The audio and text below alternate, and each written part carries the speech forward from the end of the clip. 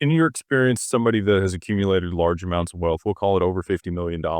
Sure. Is there a normal amount of trust that they have in place? Because most people think, okay, well, I have like a living trust, and that's just what they've been exposed to, and it's revocable or irrevocable in their state. But there are a lot of different types of trusts out there, and in my experience, we're working with family offices and other wealthy individuals.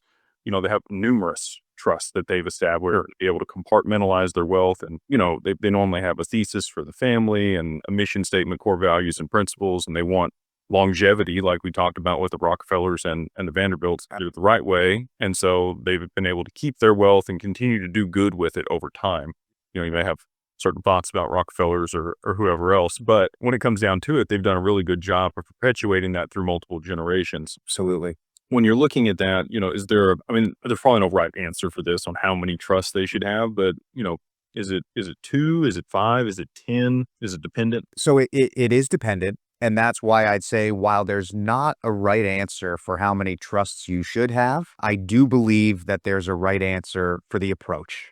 Okay. So the first right answer for that approach is you want to be working with a trust and estates attorney that has experience in your state, because they're going to understand the nuances of what's going on there. And maybe you plan to relocate states or whatever the case may, or you're looking for trust benefits in a certain state, which we'll also talk about. But you want somebody with that local expertise. And the way that I see many people approach it is there's no specific number of trusts. What you end up with is a specific list of goals and purposes. And however many trusts it takes to accomplish those goals and purposes is what you'll need. And here's an example that's just a made up example. In many cases, people will set up a trust for each of their beneficiaries. If I have 3 children, I'm going to set up a trust for each of my children. That's very logical, right? And maybe they'll be different. Maybe they'll be very similar. Even when it is time to plan, this is not like going in and upgrading your cell phone. You're not walking in there one day and then walking out with a new one. This is a measure twice, cut once type of process, because when done properly, it's going to set you up for so much success. But you need to be prepared to put in that thought, and even as much thought as you can put in beforehand.